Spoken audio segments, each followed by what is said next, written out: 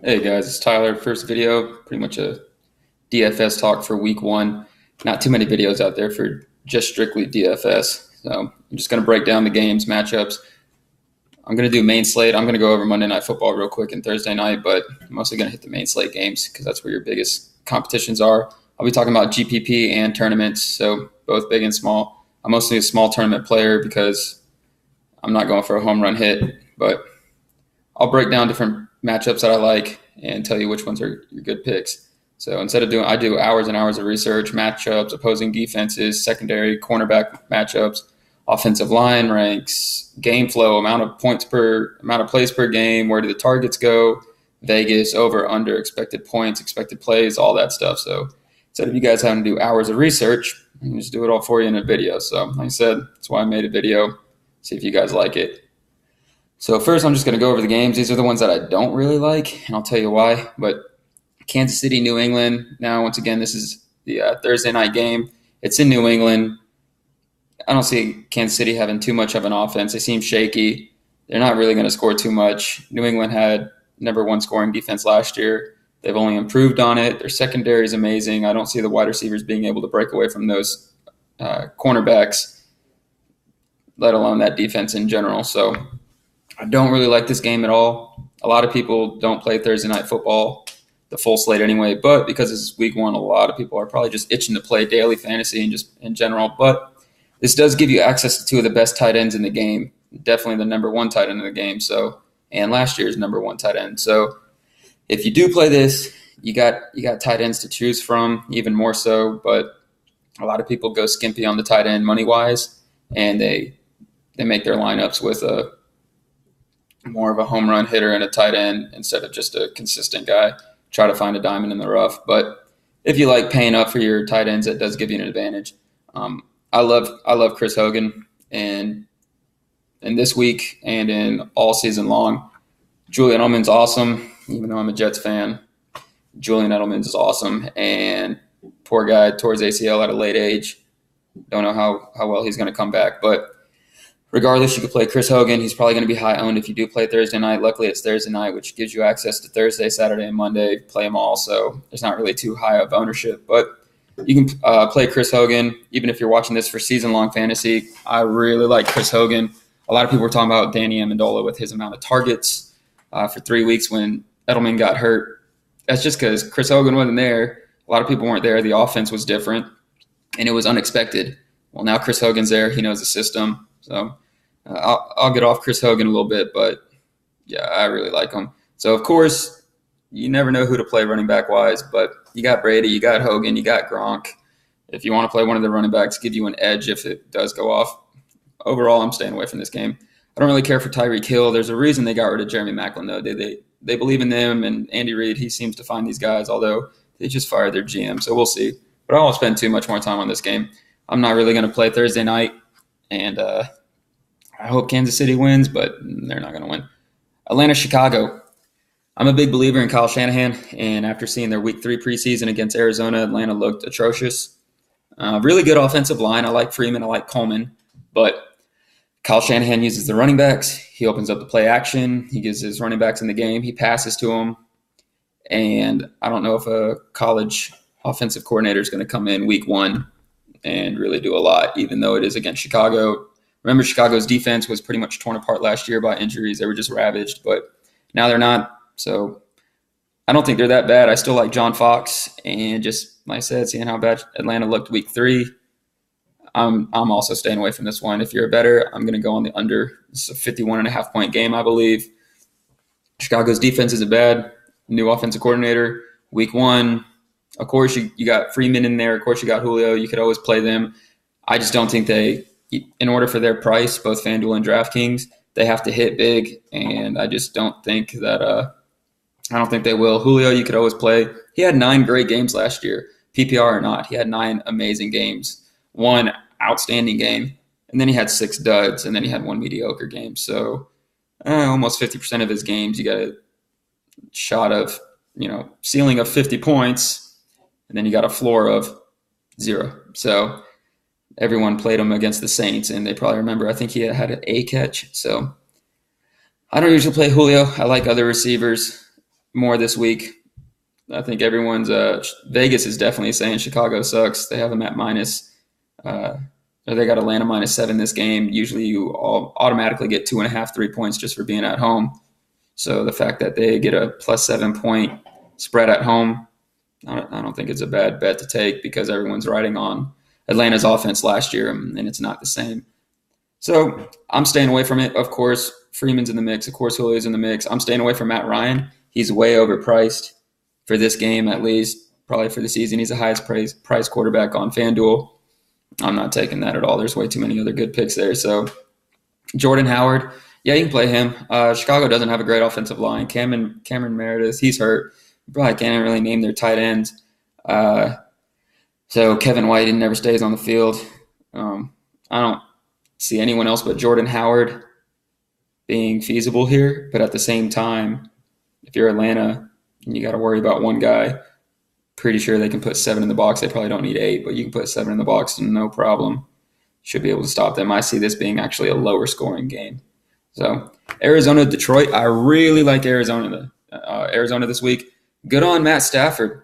He's probably going to go down as the highest paid player in football for a very long time. So he's going to have some $260 million or something by the time he's 33. That's insane. I'm in Atlanta, so go Dogs, go Stafford, I guess. I really like Arizona's offense against Detroit. I don't like Detroit against Arizona. Once again, Detroit's favored in this one, so it's Detroit -1. So I would take that. I would take Arizona +1 if you're, like I said, if you're a better. But I love John Brown. I like him in seasonal. I like him in this week. Everyone's playing David Johnson, but you got to remember Bruce Arians is a stretch the field vertical coach. He's going to throw. He's not going to throw his back out, but he's going to have Carson Palmer out there and throw. And I know Carson Palmer's almost as old as Coach Arians, but he still throw. He's still got Larry Fitzgerald. He's still got John Brown, J.J. Nelson. Those guys were never healthy, and they never all played together at the same time. The offense just flowed through David Johnson. It was all David Johnson. This year, they still got a crappy O-line, but their defense will be better. Last year, they just imploded. I definitely see Arizona coming to Detroit, beating Detroit, and John Brown looked amazing in preseason. Every time he's on the field and he plays over 70% of their snaps, and he always does well. You got a deep threat wide receiver on a throw the ball down the field offense, and he still gets catches just normally anyway. They're not just chucking it downfield to him. So it's a nice pivot play, getting points from Arizona. I expect them to put up a good bit of points, more than 24. I think they're going to get about 28 to 33 in this game. I don't think Detroit's going to do well. They got Darius Slay. Okay, cool. They don't have too much on defense wise. I like Ziggy Ansah. Didn't do too much last year. I don't care for Detroit. Really, the only guy I might like here is Theo Riddick, because when they get down, they throw it to running backs. They don't have a running game, so they're going to throw. And when they do throw and they're down, it goes to Theo Riddick. He's a target monster. He eats up a lot of that. So anytime you dink and dunk, you can get some catches and some points there, especially if you play DraftKings. He's a GPP play. I think John Brown is a GPP and tournament, more so of a tournament play. You can play Carson Palmer as well, and you'll be just fine. But other than that, I'm staying away from Detroit. And a lot of people are going to play David Johnson, and I don't like him for this next reason. Pittsburgh against Cleveland for the same price, pretty much. You get Le'Veon Bell. David Johnson is phenomenal. Nothing about it, but Le'Veon Bell has a higher ceiling. Absolutely does. I think David Johnson is extremely consistent, but I think Le'Veon Bell has that ceiling, and that's what you're looking for in a tournament. In GPP, you're probably not. I mean, you could play both of them. You're going to play one of them if you want, but I don't see a lineup being feasible for both. They're too expensive. But I meant you could play either one in a lineup and be fine. I'm not really going to target them in GPP so much. I'm going to have exposure to both, but more so Bell. And probably John Brown and Bell are going to be my main guys. But I'm not going to be taking too much of these guys because I feel like everyone's going to have them. Pittsburgh doesn't need to put up. They can put up 30 points against Cleveland, but I don't see them needing to. Now, Le'Veon Bell can eat them up completely by himself, but you actually have decent little tight ends there now. You got Vance McDonald. He didn't do much in San Fran, but No one did much in San Fran last year. So he's actually a very good, athletic, big tight end. He doesn't know the offense yet, but he'll get it. Jesse James is also there. He's not a bad tight end either. Not as good. That's why they traded for Vance McDonald. But, of course, you got Martavis Bryant back. You still got Sammy Coates, Eli Rogers. I don't even know if they got Sammy Coates. He might not even make the team. I don't know. But Juju Smith, you got Juju, so we'll see his debut. And, of course, Antonio Brown. I think everyone's going to play Antonio Brown. And like I said, I mean, he can get you 30 points. It's not bad at all. And his ceiling is so high that he's always a strong play. But when he's that strong of a play, everyone's going to pick him against Cleveland. They just got rid of Joe Hayden. I mean, who can cover Antonio Brown? Joe Hayden couldn't even do it last year. So, and then Joe Hayden's on Pittsburgh now, go figure. But, yeah, I really like Bell in this. They can run the ball. They're going to get up, and they don't need to score a lot of points. So if you want to pivot off of Brown to give you a strong play in a tournament, I believe you can take Martavis Bryant. He's a lot cheaper. He has a very high ceiling, low floor for now because no one knows what he's going to do yet. When he gets back, I think he's going to be just fine. Back to Bryant, deep field, throw the ball, targets. I mean, he's just a freak athlete. So that's enough about that game. I'm not taking anyone in Cleveland. They have a great offensive line, but when you're down that many points, you're not gonna throw the ball to Crowell. People talking about Duke Johnson getting catches in this game because they'll be down. None of them is worth it to me. So I would pivot off of Antonio Brown to Martavis Bryant, but of course have some exposure to Antonio. And of course, I'm going to be playing Bell, and you could play him in both GPP and tournaments, but I don't think you need him that much in GPPs as much as tournaments because you don't want to miss out on those 50 points in a tournament if he gets them, or 30 points in a tournament and you didn't play him. In a GPP in a very smaller tournament field, talking like 400, 500, 600 people, then a few guys play him. They hit big. Oh, well, you're going to play other lineups too. So I think he's more of a tournament play, of course. I mean, you can play him in anything. It doesn't matter. I've spoke enough about him. For the Colts ran game, Los Angeles Rams, Wade Phillips is the truth. He's an amazing defensive coordinator. That defense, should be better. They're going to be better. And it all depends if luck plays. Right now it looks like it's going to be Scott Tolzien, so just pretty much stay away from the Colts. This game's ugly. It's going to be a low-scoring game. Hats off to Sean McVay, young coach, youngest in the league, new coach. He's also the offensive coordinator, I believe, and they also got a new defensive coordinator, like I said, with Wade Phillips. I don't see the Rams doing much. I really do like Todd Gurley this week. Just the fact that they might be able to move the ball better, especially against this Colts defense. If they even have a defense, then I actually like Gurley. So I think they're going to have a simple playbook for now for Jared Goff. Try to open things up a little bit. Throw the ball off to Todd Gurley too. Try to give Jared Goff some easy completions to just start him off right. And I see Gurley being a big play against the Colts defense. Sometimes the Colts run defense is higher rated than it should be. That's because Andrew Luck was healthy for a majority of last year, and he's a top 5 quarterback. And when you're throwing the ball and you can score against anyone, you kind of have to abandon the run for the opposing team, and you kind of have to play catch up or keep up. So, yeah, their run defense, they don't have as many run attempts against them, which means they don't have as many yards. So they're not a great run defense, I don't think. I think the numbers are skewed there because Andrew Luck and that offense can be so powerful. Scott Tolzien's in there. I don't see anything happening. Giants-Dallas. Dallas is favored with this one. And I do think Ezekiel Elliott keeps the suspension no matter what Jerry Jones says. I think he's going to be suspended. Even if he's not, Giants have an amazing defense. They have an amazing run defense. They have an amazing secondary. I don't see Dallas winning this game either, even if it's in Dallas. Giants did it to them last year twice. So, yeah, if you're going to bet, I would pick the Giants plus. I think it's +4 last I checked.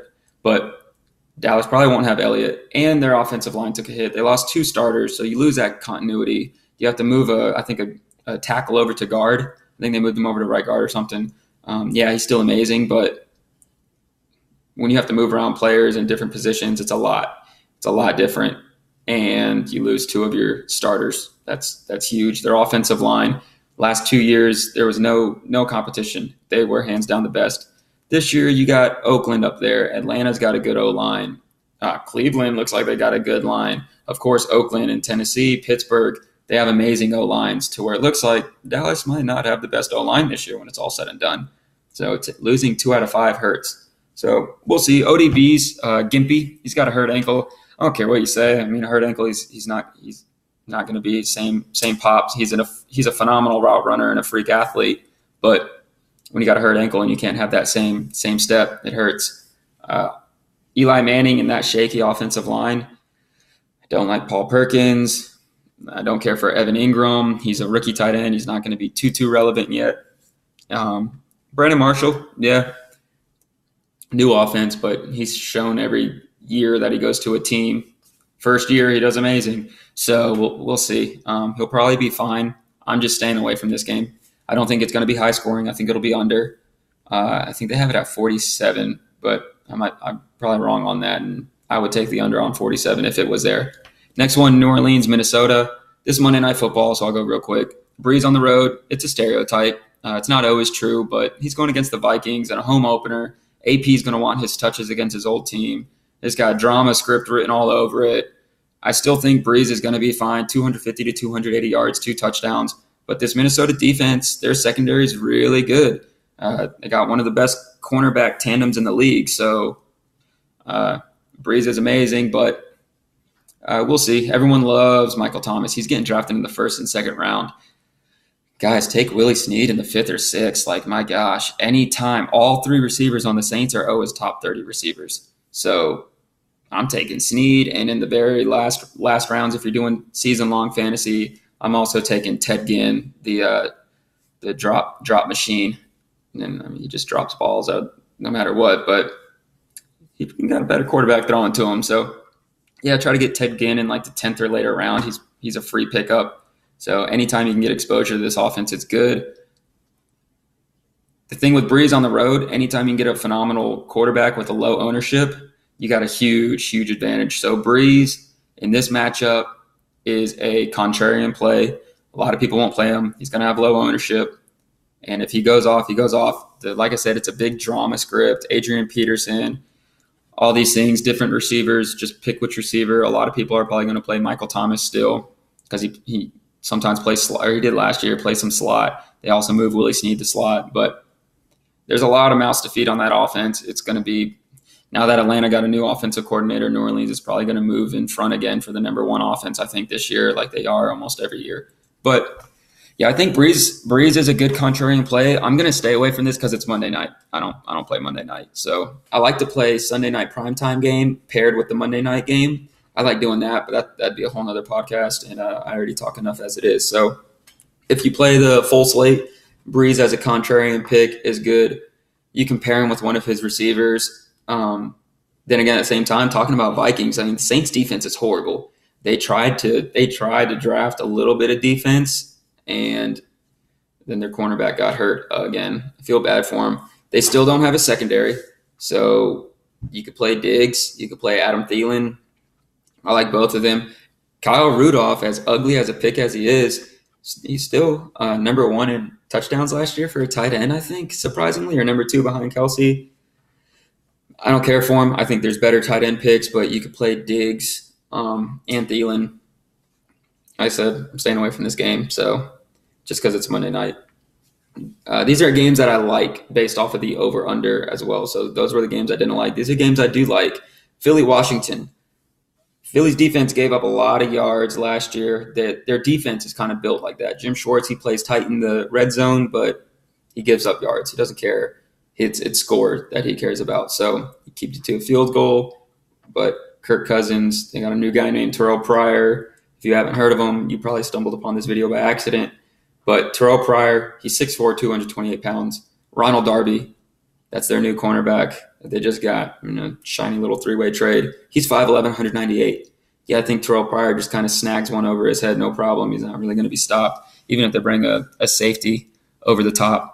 Terrell Pryor's good. He's fast. Kirk Cousins likes him. But who I think Kirk Cousins likes even more, Jamison Crowder, the touchdown machine last year. He's getting just rave reviews in preseason, which, hey, spoiler alert, everyone gets rave reviews in the preseason.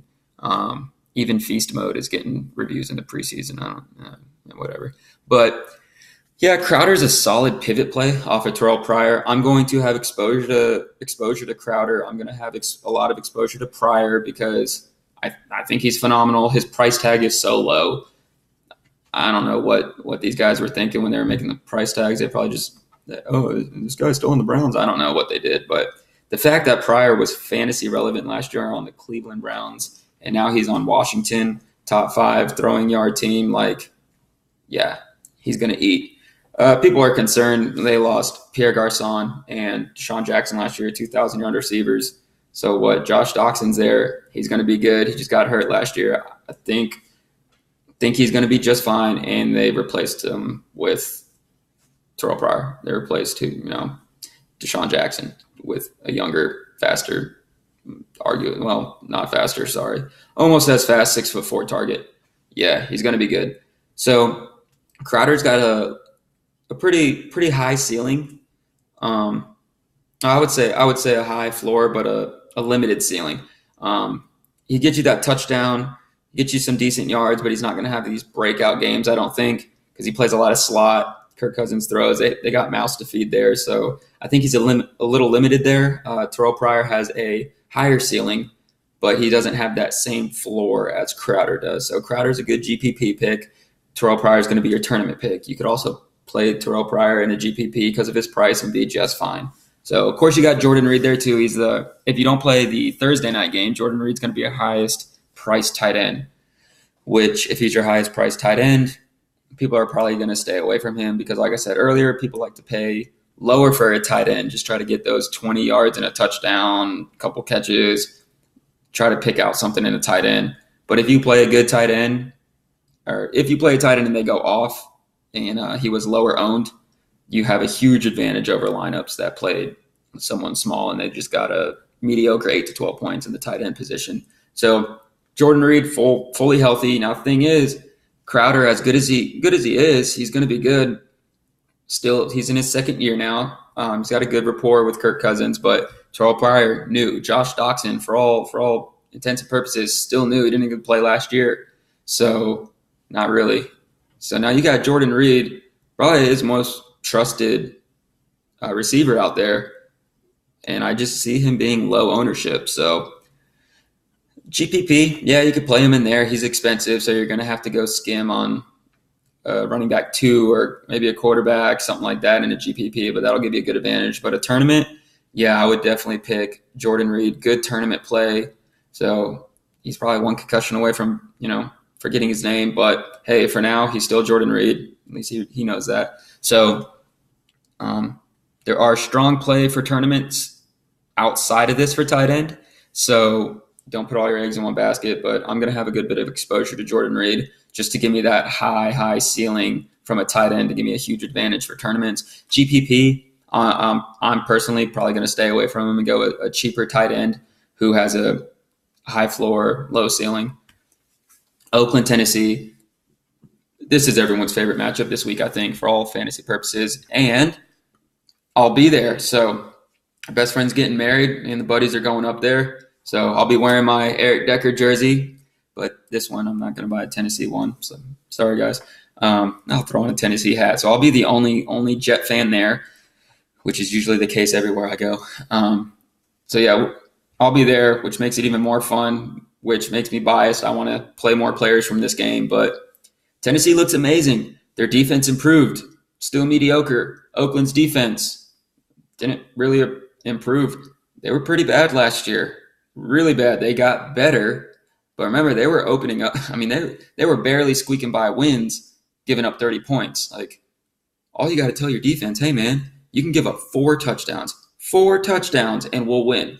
And the defense is like, I don't know if I can do that. So that's why the Saints-Oakland game was so good. But this is everyone's favorite matchup. Like I said, Tennessee looks amazing. I think they're going to win their division. If Luck's healthy, I can see them winning just because the Colts have been out for a while and got a slightly improved team. But Tennessee's a solid team overall. These are 2 offensive lines that are amazing. And Oakland's got old boy Lynch. A lot of people like him this year. I don't, but we'll see. I do like Tennessee's ground game a lot. DeMarco Murray's got a hamstring injury. We don't really know how bad it is, but they got Derrick Henry back there, who's just a linebacker who runs fast. So, yeah, you're fine. He's really good. He's going to be the future starting back, just a matter of when. But both defenses are mediocre. I think Tennessee's is better, but Derek Carr and those guys, he can throw. Michael Crabtree, talk about a freaking linebacker who plays the wrong position. I mean, Michael Crabtree's massive. No one on Tennessee is going to match up to him size-wise. No one ever does. That is why everyone's pissed off about Amari Cooper. Everyone grabs Amari Cooper early on. You can get Michael Crabtree in a later round if you do season, or Michael Crabtree's price is always lower because Amari Cooper has a higher ceiling, but then Crabtree's over here getting touchdowns left and right. It's because he's a massive target. So he's just a big body. So you can play Crabtree to pivot off of Cooper. People are probably going to put a lot of play Cooper. I mean, this is 53 points or something, the over-under. This is the highest, 54.5, I think. Highest over-under for the week. It's probably going to get it too. So that's insane. So when people see a high over-under, two pretty weak defenses, high-scoring offenses, make no doubt about it, Tennessee is a high-scoring offense this year, I believe. So, and then you take their number one receiver, Oakland's number one receiver, everyone's going to be playing Amari Cooper. I'm fine with paying less for Crabtree, who can get those touchdowns, still have a good ceiling and floor, and have low ownership. So I'll be doing that all day. I'll have exposure to Crabtree. Probably play a little bit of Cooper, not too much. I'll have low exposure. I don't want him going off while I'm there and then me not playing him. So I'll be pretty pissed. But Tennessee, that's pretty tough. Pretty common stat that everyone knows now. It's been all over the place. Eric Decker is the most reliable, consistent touchdown machine. So highest catches in the red zone for touchdowns, I think, percentage-wise, and Marcus Mariota, most red zone efficient quarterback. It's pretty impressive. So you just paired the most efficient wide receiver in the red zone with the most efficient quarterback in the red zone. Yeah, they're probably going to make some sweet touchdown music on next Sunday. So Decker's got a low ceiling. It just seems like he's so consistent. He's such a great GPP play. He's usually going to get you 4 to 6 catches, 40 to 60 yards, and a touchdown. It's pretty good for 14 to 18 points, which is not even bad in a tournament at all. You just want every guy to hit over 15 in a tournament. So he's just Mr. Reliable. They really like him there. And he's a big body, great Mr. Hands. So I think he'll be good. Rashard Matthews and Corey Davis. I think Matthews is the better pick because he's going to be on the field more and more volume. And yeah, he's a good pick. I don't see many people playing him week 1. So I'm going to have a little bit of exposure to him just because of low ownership and a high matchup when people are probably going to play Oakland. Tennessee's favored to win, just so you guys know. Vegas has them, so -1.5, I believe. So there's a lot of mouths to feed in Tennessee. But if Murray's good to go, if it's a hamstring injury and it's not bad, any reports come out where he's going to be fully good to go because he has a hamstring ability. If you can get a stud running back who could also catch the ball and does catch the ball and a very high-scoring matchup against suspect defense at home with low ownership because of a hamstring, you take him all day. So I'm going to play DeMarco Murray. I think he's a very strong play at running back this week. I'm not going to touch Oakland's running game. I don't think it's any good. Crabtree's an ugly pick, but you can play him like I said. So I'm going to have Carr and Mariota on FanDuel. They're $100 off, Mariota being the more expensive one, ironically. But you have that potential where Mariota can run. Carr doesn't run. He's a pocket passer. Mariota's a great passer, but he also has those legs. So I'm going to probably have exposure of Mariota to Carr, probably about 70 to 30. I'm going to have more Mariota. Same with Crabtree over Cooper. So a little bit of Matthews. I'm going to have a little bit of everyone sprinkled in different lineups. It's tough to stay away from this game. And I do think this isn't one of those that cannot not be a high-scoring game. They're going to score. So I definitely think anyone here is a good pick. So I except for Lynch. But Delaney Walker as well, another tight end. Low ownership because there's other good tight end options. There's other very good tight end options, but he's got a very high ceiling and a very high floor. Anytime the focal point of an offense, which Delaney Walker is a big focal point of that offense, you pick him. So Delaney Walker is another guy. There's a lot of guys here that are relevant, and really the only guys I like in Oakland, Carr Crabtree with a little bit of Cooper.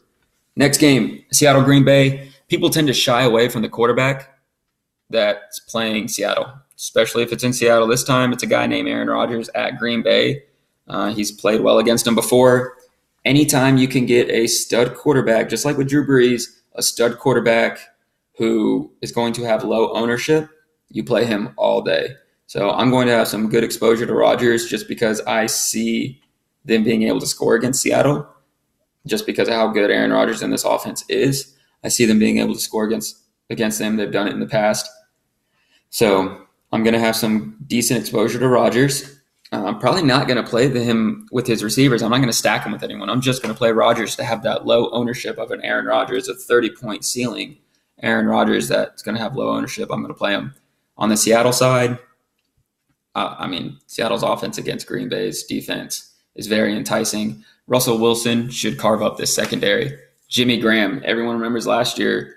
Also, Oakland was very bad against tight ends. Green Bay, atrocious against tight ends. Now you got Jimmy Graham, which Coach Carroll said we needed to use Jimmy more last year. He was already a stud tight end last year. He's Jimmy Graham, and now they're using him even more. Every year, he's getting better and better in Seattle. So, yes, I am definitely playing. He's going to be my tight end, my highest owned tight end this week. So he's expensive. He's going to have high ownership, but I think he is going to pay off his price. And if I don't have him and he does go off that I expect him to go off, and everyone else uses him, there you go. You just lost for that week. So he's probably going to be in over 50% of my lineups as a tight end. So take him. And, of course, Doug Baldwin. Doug Baldwin's great. People are just now realizing Doug Baldwin's great. It's like Russell Wilson's boy. They're throwing a lot. They're not running the same like they used to. They don't have an offensive line. They haven't. So ever since they won the Super Bowl, it just progressively got worse. And they're just like poor offensive line coach who's amazing, but that dude's got a harder job than Trump. So Green Bay's horrible against the tight ends. Play Jimmy Graham. They have a horrible secondary. I don't know what Ted Thompson did. I like the guy, but shoot, that's the Green Bay GM. You can't just give away all your whole secondary. I understand Sam Shields, he got more concussions and he's got years in the league, but Casey Hayward's phenomenal. You see that in Los Angeles Chargers now. They got one of the better cornerback tandems in the league, and Jason Bray and Casey Hayward. Casey Hayward's really good. Green Bay doesn't really have good corners right now. Good safeties, but not good corners. Russell Wilson should carve them up. I really like Wilson, Baldwin, and Graham this week. You could play all three. If you want to do a stack to be contrarian, you could play all three. I don't like the running backs in this. Green Bay was decent against the run last year. They were very good statistically, but once again, it's one of those Andrew Luck Colts things. Aaron Rodgers is going to throw the ball on you, and then they played a lot of horrible running offenses. So towards the end of the season, obviously against Ezekiel Elliott and a few other good running backs, they got crushed in the run. But then again, at the same time, Seattle doesn't have a run game right now. They got feast mode, they got beat up Rawls, and they got CJ Prosise. I'm staying away from the run game. I like the passing game here. Carolina, San Fran. This game's ugly. This game's really ugly. No one likes San Fran. I love Kyle Shanahan. I like what they're going to be, but they're not there yet. But Kyle Shanahan's a very, very good offensive coordinator. He just torched, the team did it, but he just torched Mike Zimmer's first-string Vikings defense, one of the better ones in the league, with a quarterback named Brian Hoyer. The fact that he made Brian Hoyer look that good in the NFL, that's not fair. You should get an award for that. So, yeah. And they got some 30-something-year-old Pierre Garçon. Yeah, he had 1,000 yards last year. This guy was Peyton Manning's dude, and here he is with Brian Hoyer. What in the world? But he's their wide receiver one in an offense that he knows. He knows that system with Kyle Shanahan. And I really like Carlos Hyde. I really like him. People don't know if he's healthy. People don't know is he going to even be on the team? Like, yes, he's definitely going to be on the team. He's a good running back. And look at his last 2 week ones. The dude just shows up week 1 and just decides he's going to give it all and just goes nuts week 1. And then that's like pretty much it for the rest of the season. I guess that's why he gets hurt. But I'm playing Carlos Hyde in a little bit. Not too much because it's still San Francisco, but I'm going to play Carlos Hyde. And okay, I'm not going to play Brian Hoyer, but I might have a little bit of exposure to him. I might be a liar. But he's a sneaky low own guy. He's going to be another low own guy, but he's got a high ceiling, low floor. He does have a very low floor. That's why he's more of a tournament play. But he's got a good price tag and a good ceiling and a low ownership in a game that could be very high scoring. Yes, I'm going to play some Carlos Hyde. Remember, Kyle Shanahan gets the run game going, then uses play action and stretches the field. I like Brian Hoyer in some GPPs too, not tournaments, because he's not going to give you those points that you need to win in a tournament. You need 20-plus points from your quarterback to take down big tournaments. Brian Hoyer's probably not going to give you that. But in a high-scoring game, he could very well do that. But I don't trust it enough. There's other quarterback options, but for someone who you can get for almost free, that's a starting quarterback in a game that should be high-scoring, yes, not a bad option. He's going to be extremely low owned. I'm talking under 3% owned, Brian Hoyer. So you could definitely use him. I like Carlos Hyde. Pierre Garçon, not bad either, but I really like James Bradbury. I think his first name's James, but Bradbury or whatever on Carolina's corner. He's good, and he got even better last year towards the end of the season. So I just like Brian Hoyer and Carlos Hyde. On the Carolina side of the ball, I think Christian McCaffrey is going to be great. I'm not going to take him week 1 because Jonathan Stewart was amazing when he was healthy last year. He was still a good runner. And they're trying to, I don't know why, but they were trying to force both running backs on the field. And they're putting McCaffrey under center for Wildcat. They're moving him to receiver. And I just don't see a rookie, as good as McCaffrey is and will be, I don't see a brand new rookie being able to fully know that offense that well, to know routes. And I mean, running back's a little bit different, but to know like even blocking, Wildcat, different lining up in the slot, that's just a lot to ask a rookie week 1 flying to San Francisco, who actually played decently at home last year. I'm not going to play him yet. I'm not going to play Jay Stu yet. You can play Cam Newton just because you get those potential run points. That's huge. Same with Kelvin Benjamin, his target. I don't really care for him. So I'm staying away from Carolina this game, actually. I'm going to let other people play Carolina just because you got Greg Olsen, Kelvin Benjamin, Curtis Samuel's a really good wide receiver, still learning the offense, but Christian McCaffrey, Jonathan Stewart, and Cam Newton runs. Like, that's a lot of offense going on if it can come together. So I don't really care for Carolina too much. I feel like even if it's a high-scoring game, not one player is going to go off. Everyone's kind of going to get dispersed points, and I feel like you can get another game, higher points, a player more focal in the offense. So with all that being said, I will talk about the quarterbacks I like real quick.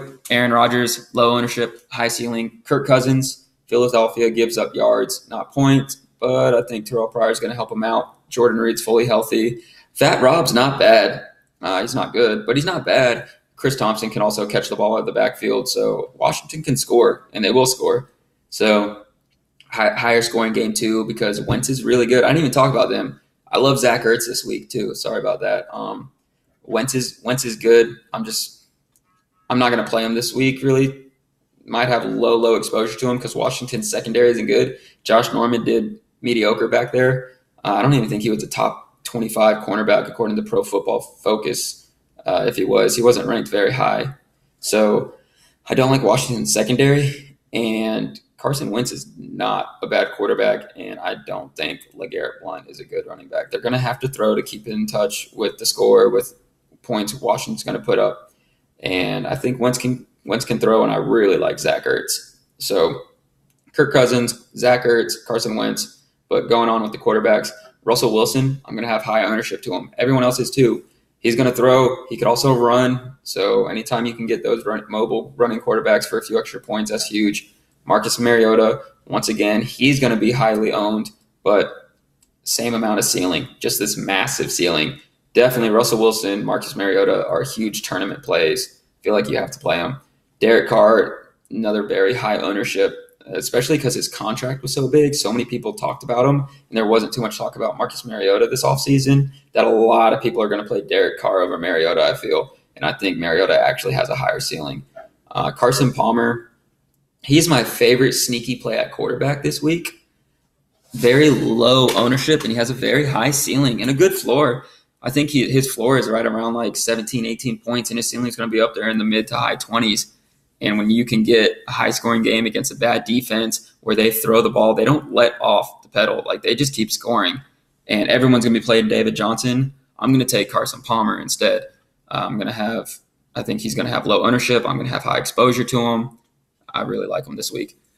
I went over Carson Wentz and then Brian Hoyer. These are my two low exposure guys where I think you can get those 15 to 20 points maybe if it's a high-scoring game and the defenses aren't good, because we don't really know.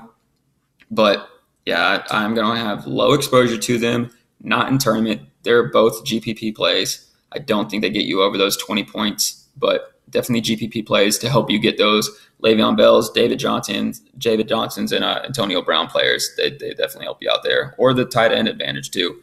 Running backs, Le'Veon Bell, high ownership, but his ceiling's even higher. Because everyone's going to play David Johnson, I feel like Bell's going to do better week 1. I'm going to have very limited exposure to David Johnson because of his price tag and because of how much I like John Brown and Carson Palmer. But I think Le'Veon Bell's got the higher ceiling and actually will outperform David Johnson week 1. DeMarco Murray, I went over him early. As long as his hamstring's good, even if it's not good, as long as he's good to play, if his hamstring still he's probably going to be questionable for the week, good, I'll take it. I'm going to play him. If he's questionable, he's going to have lower ownership, and I think he's going to do just fine. He's extremely consistent. Gurley, he might be my favorite running back of the week. I'm going to have pretty high exposure to him, especially if Scott Tolson's back there trying to throw for the Colts. He's going to get touches no matter what. He's going to get touches. Coach Sean McVay is going to have a better offense, so he might even have some passes thrown to him. He faces Indianapolis. Very good. The only thing that hurts is a low game script. That's all, but I don't care. And then I got Carlos Hyde. I really like Carlos Hyde. He's going to be on the field. Joe Williams is good. That's the backup behind him that Kyle Shanahan picked. He's still a rookie. That's Carlos Hyde's backfield. He's going to be out there. 3-down back, and he gets passes, and Kyle Shanahan passes to the running backs. He's a good pick. I don't like a lot of running backs this week, so those are my main guys: DeMarco Murray, Gurley, Hyde, and of course Le'Veon Bell. So I had to pick a few that I'm going to sprinkle these in. Bilal Powell, if Forte's limited, which he should be, then Bilal is going to be heavily used, as he should be in that offense. Jets. But he's a touchdown machine, and he catches like top 3 in the league past few years for catching balls out of the backfield as a running back. Yeah, that's very good, especially in DraftKings. He's good for GPP more so than a tournament play because I think his ceiling is very low, but he's a good GPP play. I'm going to pick Bilal Powell in my small tournaments. LaShawn McCoy, I'm going to have low exposure to him because the Jets ate him up last year. They have a very good run defense. We don't know if Tyrod's playing. If Tyrod plays, the Bills can score, opens up the ground game a little bit, especially if LaShawn comes in the third and is eating up time, eating up that clock. If Tyrod doesn't play, then it should be more of a run game script. So that doesn't really help anyone. Seems like LaShawn McCoy's a decent play. But like I said, Jets have a very good front seven, very athletic linebackers. I'm a little biased, and I mean, that's all we got. So, hey, two good new safeties. But he got stuffed last year in both games. I don't think people remember that. So I think a lot of people are going to play him. I'm going to have some low exposure. He's a GPP and a tournament play. So I think he's going to have middle ownership, probably in that 12-15% range. So I'm going to have some little exposure to him just because of his ceiling so high. But hopefully the Jets stop him. If the Jets don't stop him and LaShawn McCoy eats us and I don't play him in FanDuel, I can only take so much. Jay Ajayi, low ceiling, high floor. He's a scary player. People are just loving them some Jay Ajayi right now. So he's going to have high ownership. I'm going to have a little bit of exposure because Tampa Bay, mediocre defense. It'll be interesting to see how good their run defense is this year. So I think they have an athletic defense, good defense, but I mean, we just don't really know yet. So I just don't want him going off for those crazy games and me not having a piece of him at all. And I just lose those lineups to everyone that's like, JJ is the best. And no, he's not. He had like 500 running yards last year. They all came from like 2.5 games. So yeah, I don't care for him yet. Miami does not have a good offensive line. Jay Cutler throws interceptions. If you throw interceptions to Tampa Bay, they're a good team and they can score. Their offense is good this year. They were 9-7 last year, I believe, or did they tank and go 8-8? But they were like a win away from getting to the playoffs and lost their last 3. That's impressive, but in a bad way. So if Cutler comes out here with a cigarette in his mouth and he's just chucking up interceptions, JJ is not going to get those catches. If their defense comes out and Miami's offense doesn't show up, JJ doesn't get those catches or those touches. My bad. So very low ownership, but still going to have him. Jordan Howard, I went over him earlier. It's also a new quarterback. He's a bell cow, and he's a good running back. So because it's a new quarterback, he's going to have to help out his quarterback, help him out a little bit. So I'm going to have low ownership. If Atlanta can score, they can, but like I said, Big Kyle Shanahan, he's no longer there. If Atlanta comes out scoring, then that limits Howard because you can't just keep running the ball when you're down. So, and then Quiz Rogers, PPR potential, very low ownership to him. More so of a GPP play just because he's get those catches, those guaranteed points, a pretty high floor, low ceiling. He's not going to have these massive games, but Doug Martin's gone. It's pretty much his backfield. So Theo Riddick, I went over this earlier. If Arizona starts scoring, Theo Riddick's going to be in. He's going to get those catches. So he's just another Jaquiz Rogers to me, really. But they're cheap, so they help out your lineup. Wide receivers, Mike Evans, it's Mr. Touchdown Machine himself. I like his matchup, potential high-scoring game. The rapport he has with Winston, very good. He's got a good matchup, like Byron Maxwell back there in Miami. Like no one's big enough to stop Mike Evans. He's massive. Doug Baldwin, I went over him earlier. Michael Crabtree went over him earlier. Pierre Garçon went over him earlier. All these games should be very high-scoring, and they're receivers that are trusted and should get targets and touchdowns. That's what you're looking for. Targets, red zone targets. That's huge. Martavis Bryant, he's a good pivot play off of Brown. He gets you that exposure to Pittsburgh against Cleveland without having to play all of Pittsburgh. I see him being a good pivot off of Brown, really. That's it. If you don't want to play Brown in all your lineups, play Bryant. Hope that he gets just as many points as Antonio. You're good. There's going to be a lot of lineups with all the killer bees. Not Big Ben, but all 3 of those, Bryant, Brown, and Bell. So if you can make it, hats off to you, but I don't think this is going to be a high-scoring game. Cleveland's going to come out and try to do everything they can. I guess that was a joke. Decker, miss you, man. So GPP mostly. You can use him in a tournament. I said wide receiver 3, flex spot in a tournament. If you play DraftKings, he's still good, but I think he's great in GPPs. Devontae Parker, like I said, Cutler likes him. Everyone knows that. Cutler likes his big receivers that he can just chuck the ball to. High floor, low ceiling. He's a good tournament play. Terrell Pryor, Jamison Crowder. Once again, Crowder's that pivot play off of Terrell Pryor. Terrell Pryor is going to be your bigger tournament play, but because of his price, he's a huge GPP play, and Crowder is more of your GPP play. And then John Brown, he's my favorite wide receiver pick of the week because I don't see people playing him, and his ceiling's very high. His floor is pretty high. That's going to be a high-scoring game. Carson Palmer's going to throw to him, and that looks to be his favorite deep target. So, and then tight ends, remember, there's no Gronk, there's no Kelsey. Jordan Reed, low exposure, went over him earlier. Jimmy Graham, Delaney Walker, went over all these guys earlier. High-scoring games. These teams cannot guard the tight end. Philly can, but can't guard the tight end. This is my favorite sneaky pick of the week at tight end. This is how I feel like I'm going to differentiate myself. I can't even say that sentence. You know what? Cameron Brate. That's it. So Cameron Brate, ranked 6th in tight end last year. He got 6 targets week 3. Didn't catch them all, but that's fine. You could tell Winston liked him. Everyone loves O.J. Howard. O.J. Howard is priced higher than Cameron Brate.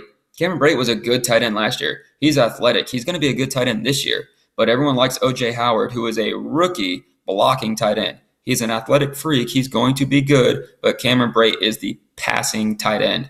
That's my favorite sneaky pick of the week for tight end. It's going to be my tournament play. Probably not going to use him much in GPPs. His price is low, so yeah, I instantly lied. I'm sorry. I am going to use him in GPPs because his price is low to give me that exposure to Bell and a few other quarterbacks that are high priced. And then Zach Ertz. He's probably my second favorite tight end this week. High scoring game. Washington's not too good at covering the tight end.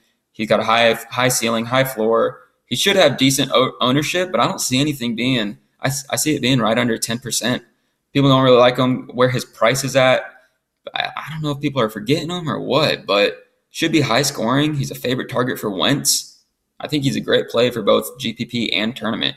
So if Luck plays, then that changes a few things.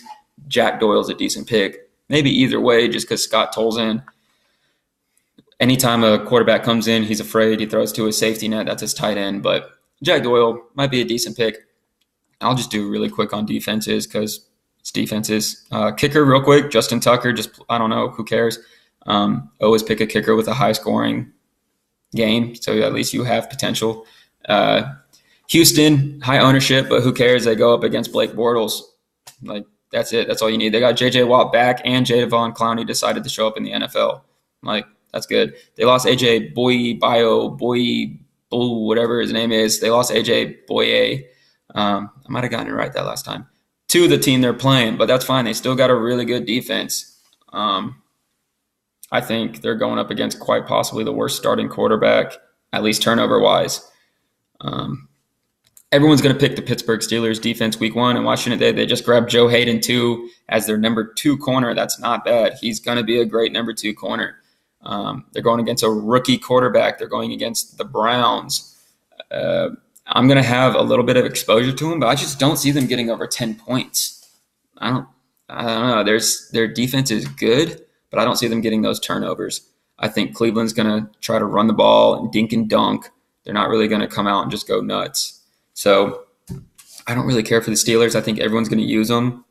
I'm going to have a little bit of exposure to it just so I get a piece of the action just in case there is any. The Bills, I hate to say it, but the Bills are playing the Jets this week. It's not bad. Even though they're fighting the Jets for like who can just give up the most players and tank the season the quickest. So, hey, we'll take it. We'll take it with 17 weeks, Bills. We'll see. We'll see who can lose the most. But I don't think McCown's going to turn it over much, though. The Jets just don't have much of an offense or defense or team or fans. But anyway, Bills, not a bad pick.